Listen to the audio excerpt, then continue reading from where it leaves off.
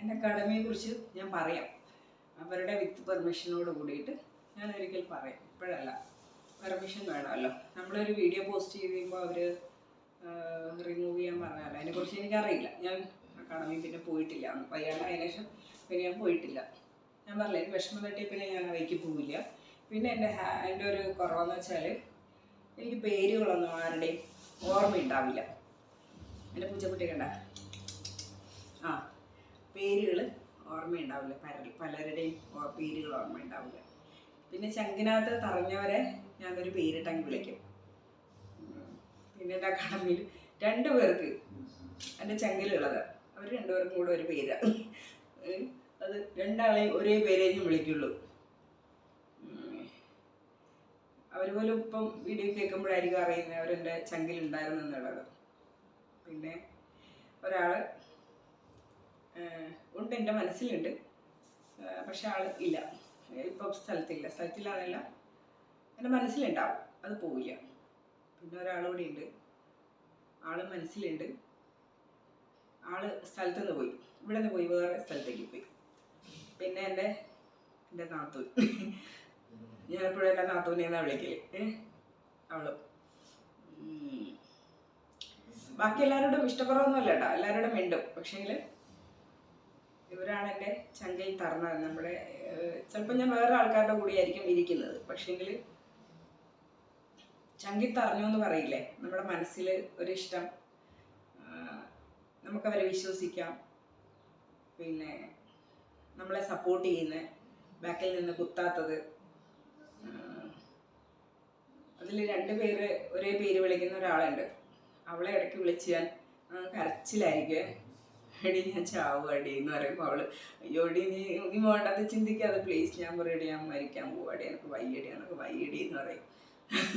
അങ്ങനെയൊക്കെ ഞാൻ പറയുമ്പോൾ അവൾ പറയടി പ്ലീസ് എടി നീ വേണ്ടത് നീ ചെയ്യരുത്. എന്നിട്ട് എന്നോട് പണ്ടാറക്കാലത്ത് ഞാൻ ഇന്നലെ ഉറങ്ങിയിട്ടില്ല കേട്ടെ. ഇപ്പം അറിയാം ഞാൻ പറഞ്ഞുകൊണ്ടിരിക്കുകയുള്ളൂ എന്നറിയാം. പിന്നെന്താ, അവളെന്നെ കോള് വിളിക്കുന്നുണ്ട്. പക്ഷേങ്കിൽ എനിക്ക് കോൾ എടുക്കാൻ ഭയങ്കര ഇഷ്ടക്കുറവാണ്. ഭയങ്കര എന്നല്ല, കോൾ എടുക്കില്ല, ആ ഒരു ഇതുണ്ട്. എൻ്റെ കയ്യിലെ വളയൊക്കെ മാറ്റി ഫാഷൻ ചോദിക്കുമ്പോൾ എനിക്ക് ചേരുന്നുണ്ട്. കയ്യിൽ വളയൊന്നും ഇല്ലാണ്ട് വള, എൻ്റെ ബ്രേസ്ലെറ്റ്, എനിക്ക് ഇതൊന്നും ഇല്ലാത്തൊരു ലോകം എനിക്ക് ചിന്തിക്കാനേ വയ്യ. കയ്യിൽ മോതിരം കണ്ട ഒരു മോതിരമുള്ളൂ. ഇതൊക്കെ എനിക്ക് മാച്ച് ചെയ്യുന്നുണ്ടോ എന്ന് പറയണേ, ഇതാണോ മാച്ച് ചെയ്യുന്നത് അതാണോ എന്ന്. പിന്നെ എൻ്റെ ജിമ്മിലുള്ളവർ പറയുന്നത് കുറേ സ്വർണ്ണം ഇട്ടുകൊണ്ട് ഒരു പെണ്ണ് വരില്ലേ എന്നാണ് പറയുന്നത്. മനസ്സിലായ തമ്മിൽ അവർ പറയുന്നത് അങ്ങനെയാണ്. ഞാൻ പിന്നെ അറിഞ്ഞത്.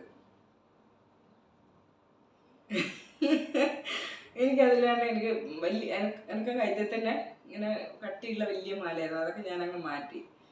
എനിക്ക് എന്തോ അതൊക്കെ എൻ്റെ ഇഷ്ടങ്ങൾ അങ്ങനെയൊക്കെ ആട്ടോ. കുറച്ച് ദിവസം ഇങ്ങനെ നോക്കി നോക്കാം. ചർച്ചയുണ്ടെങ്കിൽ പറയണേ. നിങ്ങൾ ആൺപിള്ളേരോ പെൺപിള്ളേരോ പറയണേ, എനിക്ക് വളയുന്നോടാണ്ട് ചേരുന്നുണ്ടോ എന്ന്.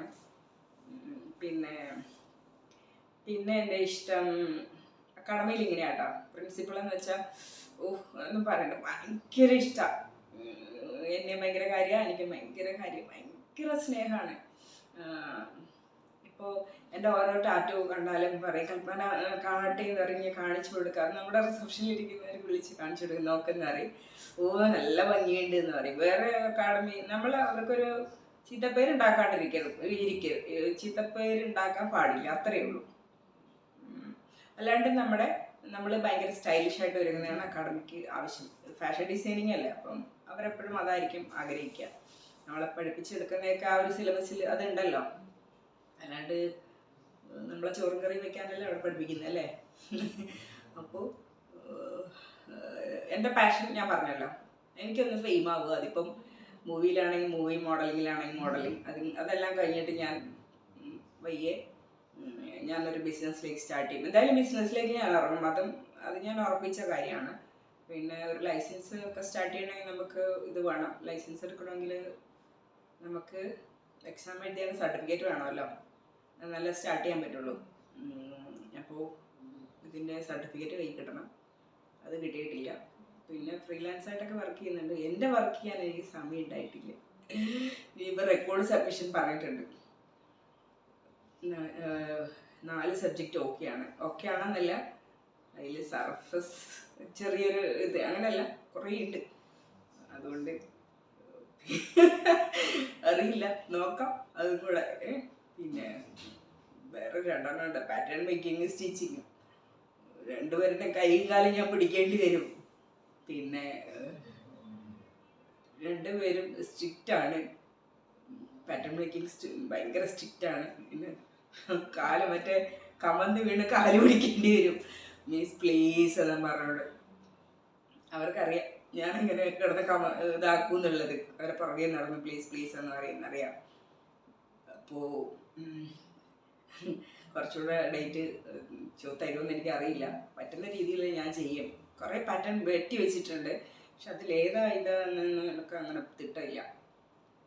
സ്റ്റിച്ചിങ് അറിയില്ല എന്നല്ല, ഞാനൊരു പാറ്റേൺ മേക്കിങ്ങിൽ ഒരു 50% ഞാൻ ഓക്കെ. പണ്ട് 0 ആയിരുന്നു, മിസ്സിനൊക്കെ അറിയാം. ഇപ്പം ഞാനൊരു 50% ഓക്കെയാണ് പാറ്റേൺ മേക്കിങ്ങിൽ. സ്റ്റിച്ചിങ്ങിൽ അതുപോലെ തന്നെ 50%ഓളം ഞാൻ ഓക്കെ തന്നെയാണ്. കുറേ കൂടെ ഇങ്ങനെ എനിക്ക് അറിയാനുണ്ട്, കുറേ കൂടെ എനിക്കിരുന്ന് ചെയ്ത് പഠിക്കാനുണ്ട്. അതിലേക്ക് എനിക്ക് കോൺസെൻട്രേഷൻ കൊടുക്കണം. അപ്പം ഞാൻ പെട്ടെന്നൊരു വർക്കൊന്നും എനിക്ക് പിടിക്കുന്നില്ല. എന്നാലിട്ട് വർക്കുകളോട്ട് വരികയും ചെയ്യുന്നുണ്ട്. വർക്കുകളെന്ന് വെച്ചാൽ മോഡലിംഗ് ഇല്ല കേട്ടോ. ഒരു മൂവിൻ്റെ ഓഡീഷൻ നടത്തി. ഒരു മൂവിൻ്റെ ഓഡീഷൻ ഇതായിരുന്നു, സൂം മീറ്റിങ്ങിലായിരുന്നു. എനിക്ക് തോന്നുന്നില്ല എന്നെ കൊണ്ട് ഓഡീഷനിൽ ആക്ടിങ് എന്ന് പറയുമ്പോൾ നമ്മൾ വെറും സിമ്പിളാണ്. നല്ല മക്കളെ, ആക്ടിങ് ചെയ്യാൻ സ്വന്തമായിട്ട് ആക്ടിങ് ചെയ്തവർക്ക് മാത്രമേ പറ്റുള്ളൂ. ഇതുപോലെ ചിരിക്കാൻ കൊണ്ടിരിക്കാൻ നല്ലതായിരിക്കും.